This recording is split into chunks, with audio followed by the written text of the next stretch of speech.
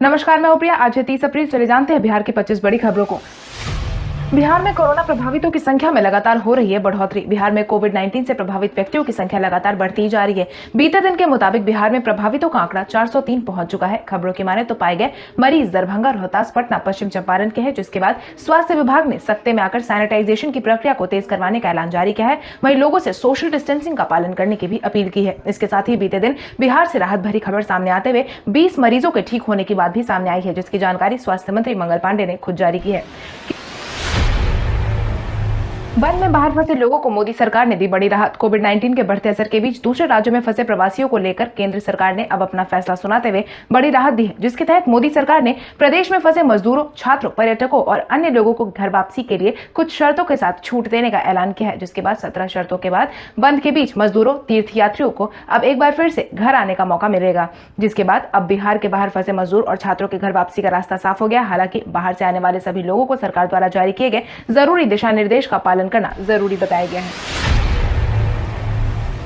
मुख्यमंत्री नीतीश कुमार की cabinet meeting में 8 एजेंडों पर लगी मुहर। बंद के बीच मुख्यमंत्री नीतीश कुमार ने बीते दिन बिहार कैबिनेट की बैठक बुलाई थी, जिसमें कुल मिलाकर 8 एजेंडे पर मुहर लगाई गई है। खबरों की माने तो नीतीश सरकार ने ग्रामीण इलाके में 18.18 लाख परिवार को 1,000 रुपए देने का ऐलान किया है। वहीं लंबित कार्डधारियों को भी अब 1,000 रुपए देने का ऐलान जारी किया है। साथ ही शहरी क्षेत्र में रहने वाले 3.24 लाख परिवार को भी 1,000 रुपए देने का ऐलान जारी किया गया है। सरकार ने गाड़ियों के टैक्स जमा करने पर भी बड़ी छूट दी है, जिससे कि अब सभी लोग अपने मालवाहक पैसेंजर आदि के टैक्स को 30 जून 2020 तक भर सकते हैं।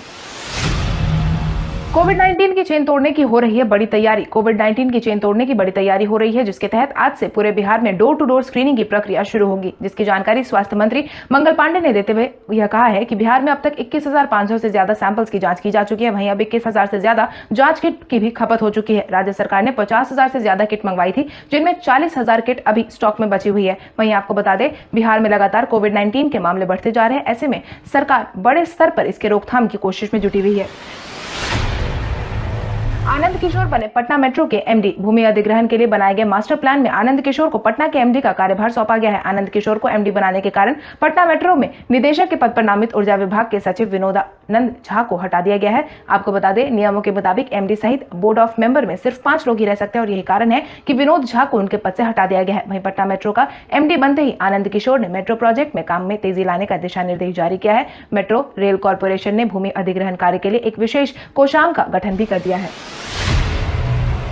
एईएस मामलों में बढ़ोतरी को देखते हुए मुख्यमंत्री नीतीश कुमार ने आशा व आंगनबाड़ी कार्यकर्ताओं को दिया आदेश। एईएस के मामले में मुजफ्फरपुर में दस्तक देने के बाद ही इसकी वजह से स्थिति हाथ से बाहर जाती दिखाई देने लगी है। इसी को ध्यान में रखते हुए मुख्यमंत्री नीतीश कुमार ने अब समीक्षा बैठक की है और उसके बाद अधिकारियों को जरूरी दिशा निर्देश भी जारी किए हैं। खबरों की माने तो मुख्यमंत्री नीतीश कुमार ने पटना स्थित अपने आवास से वीडियो कॉन्फ्रेंसिंग के जरिए स्वास्थ्य विभाग और संबंधित जिलों के डीएम के साथ एईएस के रोकथाम के लिए जरूरी दिशा निर्देश जारी किए। वहीं इस काम के लिए आशा और आंगनबाड़ी कर्मियों को भी लगाया गया है। वहीं घर घर जाकर लोगों को इस बारे में जागरूक करने का काम भी सौंपा गया है। राज्य में आधा दर्जन नए किसान कम्युनिटी रेडियो स्टेशन को खोला जाएगा। राज्य में जल्द ही आधे दर्जन नए किसान कम्युनिटी रेडियो स्टेशन को खोला जाएगा। बाढ़ और भागलपुर में चल रहे ऐसे रेडियो स्टेशन की सफलता को देखते हुए सरकार ने यह निर्णय लिया है और साथ ही गया रेडियो स्टेशन पर राज्य सरकार ने अपनी मुहर लगा दी है। वहीं नए रेडियो स्टेशन के लिए लाइसेंस भी मुहैया करवा दिए गए हैं, जिसके बाद अब औरंगाबाद, पूर्णिया, खगड़िया, शेखपुरा में भी कम्युनिटी रेडियो स्टेशन का प्रस्ताव सरकार ने बिहार कृषि विश्वविद्यालय से मांग लिया है। हालांकि राज्य ने इससे पहले ही ऐसे 5 रेडियो स्टेशन को मंजूरी दे दी थी। सिर्फ कोरोना के लिए समर्पित अस्पतालों में मरीज की बढ़ती संख्या को देखते सरकार हुई परेशान। बिहार में लगातार कोविड-19 के मरीजों की संख्या बढ़ती जा रही है। वहीं कोविड-19 से प्रभावित व्यक्तियों की कतार भी सभी अस्पतालों में बढ़ती जा रही है, जिसके बाद सरकार की परेशानी काफी ज्यादा बढ़ गई है। वहीं स्वास्थ्य विभाग ने अब सभी जिलों के चिकित्सकों को आदेश जारी कर दिया है कि जिले में कोरोना प्रभावित पाए जाने के बाद उनका स्थानीय स्तर पर ही इलाज कराया जाए। स्वास्थ्य विभाग ने इसके लिए सभी जिलों के जिलाधिकारियों को जानकारी देते हुए यह साफ कह दिया है कि किसी भी आशंकित मरीज की जांच रिपोर्ट पॉजिटिव आने के बाद उसको तुरंत कोविड-19 अस्पताल में रेफर कर दिया जा रहा है, जबकि स्थानीय स्तर पर जिलों में आइसोलेशन वार्ड बनाया गया है। तो यह ध्यान रखें कि शुरुआती समय में सभी मरीजों को आइसोलेशन सेंटर में ही रखा जाए। बिहार के 29 जिलों में कोविड-19 का बढ़ा असर। कोविड-19 बिहार में बड़ी तेजी से अपने पैर पसार रहा है। वहीं बिहार में 29 जिलों में कोविड-19 का असर फैल गया है। बिहार के मधुबनी, सीतामढ़ी, पूर्वी चंपारण के बाद पश्चिम चंपारण में भी कोरोना ने अपनी जद में बना ली है। बीते दिन पश्चिम चंपारण में भी कई मामले सामने आए हैं, जिसके बाद पूरे इलाके में अफरा तफरी का माहौल उत्पन्न हो गया है। इसके बाद बिहार में कोविड-19 से प्रभावित व्यक्तियों का आंकड़ा 350 के पार पहुंच गया है। वहीं बिहार में हॉटस्पॉट इलाके को सैनिटाइजेशन का काम किया जा रहा है। वहीं लोगों से बार बार घरों में रहने की अपील भी की जा रही है। स्वास्थ्य विभाग द्वारा निकाली गई रिक्तियों पर आवेदन भरने की आज आखिरी तारीख। सरकारी नौकरी की चाह रखने वाले युवाओं के लिए खुशखबरी। स्वास्थ्य विभाग ने नर्सेज ANM के पदों पर आवेदनों की मांग की थी, जिसके आवेदन की आखिरी तारीख 9 अप्रैल तय की गई थी। हालांकि अब इन पदों पर आवेदन की तारीख को 30 अप्रैल तक बढ़ा दिया गया था। खबरों की माने तो स्वास्थ्य विभाग द्वारा निकाली गई रिक्तियों में पुरुष और महिला दोनों ही आवेदन के लिए योग्य करार किए गए हैं। इतना ही नहीं, इच्छुक अभ्यर्थियों के पास अप्लाई करने के लिए बस आज ही का समय बचा हुआ है। ज्यादा जानकारी के लिए इच्छुक अभ्यर्थियों से बिहार स्वास्थ्य विभाग की वेबसाइट पर जाकर जानकारी लेने की अपील की गई है। बिहार में 20 और मरीज हुए कोविड-19 से मुक्त। बिहार में 20 और मरीजों में कोविड-19 से मुक्त होने की खबर सामने आई है। इसके बाद सूबे में ठीक होने वालों का आंकड़ा 84 पहुंच गया है, जिसकी जानकारी बिहार सरकार के स्वास्थ्य विभाग ने दी है। वहीं स्वास्थ्य मंत्री मंगल पांडे ने यह भी बताया है कि जहां एक तरफ बिहार में कोविड-19 होने वालों का संख्या बढ़ता ही जा रहा है, वहीं दूसरी तरफ ठीक होने वालों की दर में भी बढ़ोतरी देखी गई है, जो कि सभी बिहार वासियों के लिए एक राहत भरी खबर साबित होगी। वहीं अब बीते एक हफ्ते में बिहार में 240 नए मामले सामने आए हैं, जिससे कि बिहार के स्वास्थ्य विभाग पूरी तरह से सख्ते में आ गया है। मुंगेर जिले की सीमा पर अब सीसीटीवी कैमरे से रखी जाएगी नजर। बिहार के हॉटस्पॉट जिलों में शामिल हुए मुंगेर की सीमा पर अब सीसीटीवी कैमरे से नजर रखी जाएगी, क्योंकि बिहार में लगातार कोरोना के मामले में इजाफा देखा जा रहा है। अब तक मुंगेर जिले में प्रभावित व्यक्तियों का आंकड़ा 90 को पार कर चुका है। इसी को ध्यान में रखते हुए अब प्रमंडलीय आयुक्त ने अधिकारियों को निर्देश देते हुए सीमा में प्रवेश करने वालों पर पैनी नजर रखने का ऐलान जारी किया है। साथ ही बैरिकेडिंग को मजबूत करने की भी पहल की है। सफाई एजेंसी की वजह से पटना एयरपोर्ट पर पहुंची कोविड-19 की चेन। कोविड-19 के बढ़ते असर में पटना धीरे धीरे आ रहा है। लगातार पटना में नए चेन का खुलासा हो रहा है। बीते दिन पटना एयरपोर्ट पर 5 सुरक्षा कर्मियों में कोविड-19 पॉजिटिव पाए जाने के बाद अब स्वास्थ्य विभाग इसकी चेन को तलाशने में लगा हुआ है। वहीं अब बीते दिन प्राप्त हुई जानकारी के अनुसार एजेंसी नीमबिरू harbour facilitation private limited company के सुपरवाइजर समेत 54 सफाई कर्मी और ऑपरेटर सोशल डिस्टेंसिंग का पालन करना जरूरी नहीं समझ रहे थे और बिना सोशल डिस्टेंसिंग के साथ ही ग्लव्स और मास्क के बगैर ही एयरपोर्ट के डिस्पैचर समेत अन्य स्थानों की सफाई कर रहे थे। और यही कारण है कि एजेंसी के 4 कर्मी संक्रमित पाए गए हैं। वहीं सफाई एजेंसी को इस बाबत अब नोटिस भी जारी कर दिया गया है। नंदकिशोर यादव ने केंद्रीय मंत्री नितिन गडकरी से की मांग। कोविड-19 के बढ़ते असर के कारण बंद में मिली छूट के बाद कई योजनाओं पर काम शुरू हो चुका है, लेकिन कई बड़ी योजनाएं अभी भी शुरू नहीं हो पाई है। और यही कारण है कि पथ निर्माण मंत्री नंदकिशोर यादव ने केंद्रीय मंत्री नितिन गडकरी से केंद्रीय योजनाओं का काम जल्द से जल्द शुरू करवाने का आग्रह किया है। साथ ही बड़ी योजनाओं की निविदा का निष्पादन जल्द से जल्द करवाने की मांग भी उठाई है। आपको बता दें, केंद्रीय सड़क परिवहन मंत्री नितिन गडकरी के साथ वीडियो कॉन्फ्रेंसिंग के जरिए पथ निर्माण मंत्री नंदकिशोर यादव ने बिहार में चल रहे सड़क परियोजना पर चर्चा की, साथ ही अपनी मांग भी रखी है। रेन वाटर हार्वेस्टिंग की तर्ज पर ग्राउंड वाटर डिस्चार्ज का विकल्प तलाशने की मुख्यमंत्री नीतीश कुमार ने दी सलाह।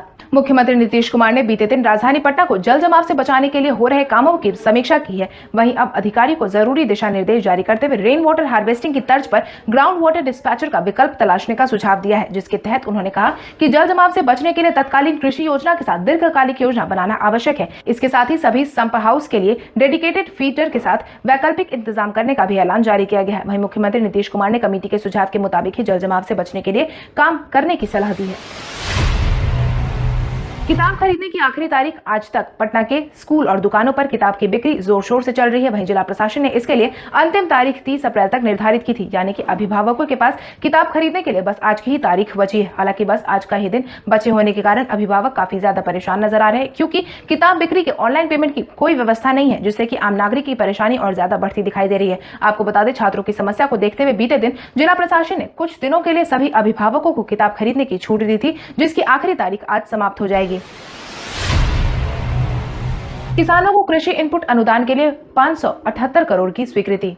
उक्त जानकारी उप मुख्यमंत्री सुशील कुमार मोदी ने दी है, जिसके तहत उन्होंने बताया है कि बेमौसम बरसात के कारण जिन भी किसानों की फसल बर्बाद हुई है, उनके लिए कृषि इनपुट अनुदान के तहत 578 करोड़ की राशि को स्वीकृति दे दी गई है। इसके तहत बंद के कारण मार्च महीने में हुई खराब फसलों को ध्यान में रखते हुए वंचितों के लिए ऑनलाइन आवेदन की तारीख को भी 4 मई के लिए बढ़ा दिया गया है। वहीं अप्रैल महीने में बर्बाद हुई फसलों के लिए भी जल्द ही राशि आवंटित कर दी जाएगी। इसके साथ ही उप मुख्यमंत्री सुशील कुमार मोदी ने यह भी कहा है कि किसानों को बंद के इस माहौल में किसी भी तरह की कोई परेशानी का सामना नहीं करना पड़ेगा। सरकार हर कदम में उनके साथ है।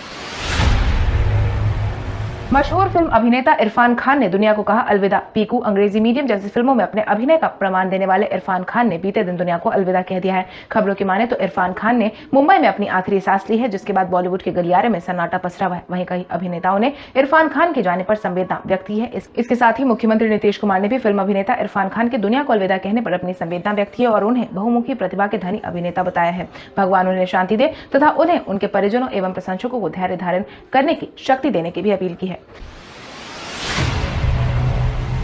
बिहार में गाड़ियों के टैक्स देने पर मिलेगी छूट। मुख्यमंत्री नीतीश कुमार की बीते दिन कैबिनेट मीटिंग में गाड़ियों के टैक्स भुगतान में छूट देने का ऐलान जारी किया गया है, जिसके तहत अब वाहन मालिक 30 जून तक टैक्स को जमा कर सकते हैं। नीतीश कैबिनेट की बैठक में मालवाहक पैसेंजर जैसी गाड़ियों में छूट देने का निर्णय लिया गया है। इतना ही नहीं, मुख्यमंत्री नीतीश कुमार की इस बैठक में 8 अन्य मुद्दों पर मुहर लगाई गई है। इसके साथ ही बिहार सरकार ने सभी जिलों में कोविड-19 के बढ़ते मामलों की भी समीक्षा की है।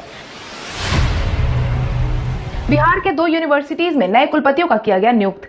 उक्त जानकारी राज्यपाल फागू चौहान ने दी है, जिसके तहत उन्होंने कहा है कि बिहार के 2 विश्वविद्यालयों में नए कुलपति की तैनाती की गई है, जिसके लिए सचिवालय को आदेश जारी कर दिया गया है। वहीं सचिवालय को जारी किए गए आदेश में यह साफ तौर पर कहा गया है कि पटना विश्वविद्यालय तथा कामेश्वर सिंह दरभंगा संस्कृत विश्वविद्यालय के लिए नए कुलपति की अस्थायी तौर पर प्रतिनियुक्ति की जा रही है। यह दोनों कुलपति 2 मई 2020 के प्रभाव से अपने मूल दायित्व के अतिरिक्त संबंधित विश्वविद्यालयों के कुलपति के कार्यभार को संभालेंगे। हालांकि राज्यपाल फागू चौहान ने यह भी साफ कर दिया है कि अभी यह दोनों कुलपति अस्थायी रूप से विश्वविद्यालय में नियुक्त किए गए हैं।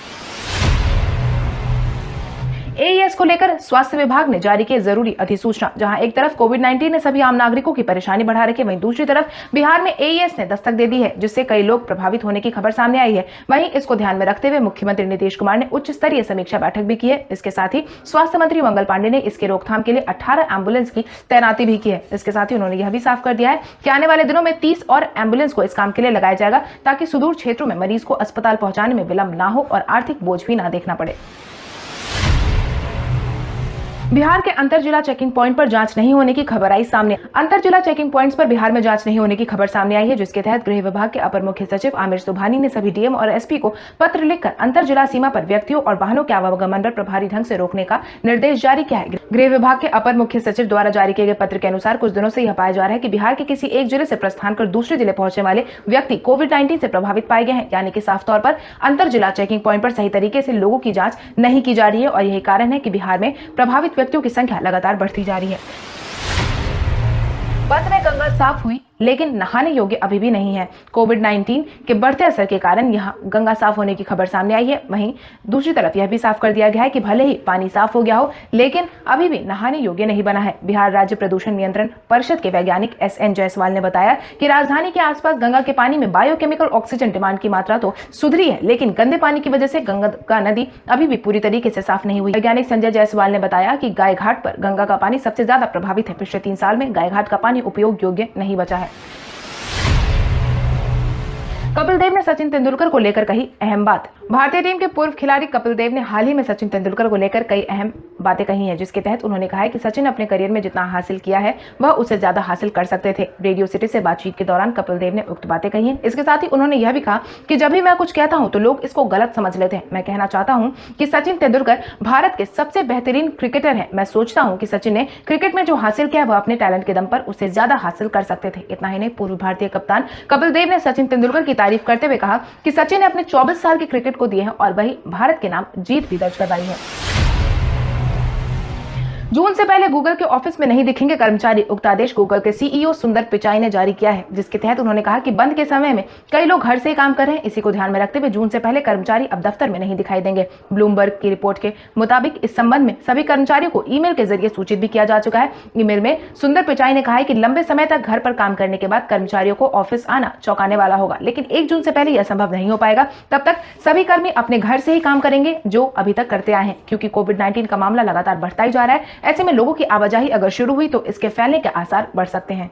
कल हमारे द्वारा पूछे गए सवाल का जवाब आप में से बहुत सारे यूजर ने हमें कमेंट करके दिया था, उसके लिए आपका बहुत बहुत धन्यवाद। आप में से जिन यूजर का कमेंट हमें अच्छा लगा है उनके नाम है संजीत कुमार, सूरज मोहन, संजय कुमार, गौरी देवी, निकी कुमारी, आलोक कुमार उपाध्याय, आनंद कुमार, सूर्या सिंह, अलका कुमारी, सूर्य नारायण राय, मनोज कुमार, मोहम्मद सरफराज आलम, निर्भय कुमार, सुधांशु सैनी। इसके अलावा हमारी टीम को और भी लोगों के जवाब अच्छे लगे, मगर समय के अभाव के कारण हम उनका नाम नहीं ले पाए। लेकिन आप हमारे सवालों का जवाब देते रहे, हम कल आपका नाम लेने की पूरी कोशिश करेंगे। तो चलिए बढ़ते हैं आज के सवाल की ओर। आज का सवाल कुछ इस प्रकार है। प्रधानमंत्री नरेंद्र मोदी द्वारा दूसरे राज्यों में रह रहे लोगों को उनके राज्य में वापस भेजने के फैसले से आप कितने सहमत है, कितने नहीं? अपने जवाब हमें कमेंट करके जरूर बताएं। इसके साथ ही आज के लिए बस इतना ही। अगर आप ये वीडियो हमारे यूट्यूब पर देख रहे हैं तो हमारे चैनल को सब्सक्राइब करें और बेल आइकन दबाना ना भूलें। और अगर आप ये वीडियो हमारा फेसबुक पर देख रहे हैं तो इस वीडियो को लाइक करें और ज्यादा से ज्यादा शेयर करें।